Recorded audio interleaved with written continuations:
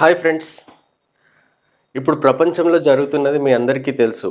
28 ఫిబ్రవరి రోజు USA, Israel జాయింట్గా ఇరాన్పై మిసైల్స్తో దాడి చేశారు. దీంతో గల్ఫ్ దేశాలలో యుద్ధం మొదలైంది. యుఎస్ దాడికి ప్రతీకార దాడిగా ఇరాన్ కూడా యుఎస్ బేస్ల పైన ఎక్కడైతే గల్ఫ్ దేశాలు ఉన్నాయో, Jordan, Kuwait, Saudi, Oman, UAE, ఈ అన్ని దేశాలలో యుఎస్ బేసెస్ ఎక్కడెక్కడ ఉన్నాయో దానిపైన దాడి చేయడం స్టార్ట్ చేసింది ఇరాన్. ఈ దాడి వల్ల గ్లోబల్ మార్కెట్స్ అన్నీ కూడా డౌన్ అవుతున్నాయి. ఆయిల్ ప్రైసెస్ అన్నీ ఇంక్రీజ్ అవుతున్నాయి. దాదాపు 20% ప్రపంచంలో వినియోగం చేసే ఆయిల్ మొత్తం హోర్మజ్ స్ట్రైట్ నుంచి పాస్ అవుతుంది. అది మొత్తం ఇరాన్ కంట్రోల్లో ఉంది. సో దీనివల్ల ప్రపంచం మొత్తం ఎఫెక్ట్ అవుతుంది. ఇక్కడ దాడి చేసిందేమో యుఎస్ఏ, ఇజ్రాయెల్. ఎవరిపైన దాడి చేశారు? ఇరాన్ పైన. ఇరాన్కి పార్ట్నర్ ఎవరు? చైనా. కానీ చైనా ఇప్పుడు మాత్రం సపోర్ట్ చేయట్లేదు ఇరాన్కి. సపోర్ట్ విత్డ్రా చేసుకుంది. ఇక్కడ గల్ఫ్ దేశాలు, ఇరాన్, ఈ రెండు కూడా ముస్లిం కంట్రీస్. ముస్లిం దేశాలు ఎప్పుడు కూడా ఒకదానికొకటి సపోర్ట్ చేసుకుంటాయి. కానీ ఇక్కడ ఏమవుతుంది, ఈ గల్ఫ్ దేశాలు అన్నీ కూడా యుఎస్ఏకి సపోర్ట్ చేస్తున్నాయి. మళ్ళీ వీళ్ళన్ని ముస్లిం దేశాలకు పెద్దన్నలాగా వ్యవహరించే పాకిస్తాన్ న్యూక్లియర్ పవర్ అయ్యుండి కూడా ఇరాన్కి సపోర్ట్ చేయకుండా, న్యూట్రల్గా కూడా ఉండకుండా యుఎస్ఏకి తన మిలిటరీ బేస్లను యూజ్ చేసుకోవడానికి ఇస్తుంది. సో ఇక్కడ పాకిస్తాన్ సపోర్ట్ చేయట్లేదు ఇరాన్కి. గల్ఫ్ దేశాలు, ముస్లిం దేశాలు ఏవి కూడా ఇరాన్కి సపోర్ట్ చేయట్లేదు.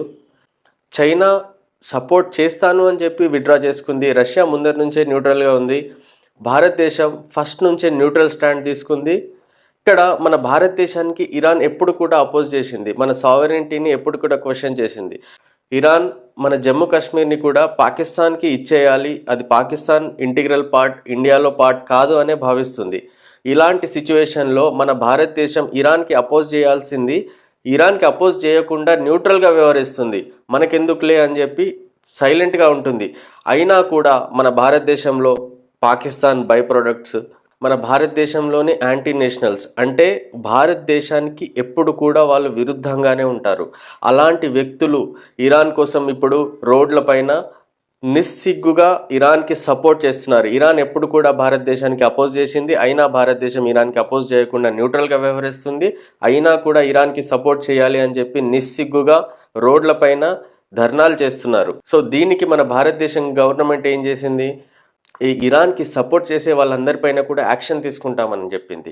యాక్షన్ తీసుకుంటామని చెప్పుడుతోటే ఈ లీడర్లు ఎవరైతే యాంటీ నేషనల్స్ ఉన్నారో, యాంటీ నేషనల్ సపోర్టర్స్ కూడా వాళ్ళకే సపోర్ట్ చేస్తారు. ఇలాంటి యాంటీ నేషనల్ లీడర్ భారతదేశ నిర్ణయాన్ని అపోజ్ చేస్తున్నారు. నేను చెప్పదలుచుకుంది ఒకటే, మనం జరుగుతున్న విషయాల్ని గమనించాలి. ఎవరికి సపోర్ట్ చేయాలో వాళ్ళకే సపోర్ట్ చేయాలి, ఎవరిని అపోజ్ చేయాలో వాళ్ళని అపోజ్ చేయాలి.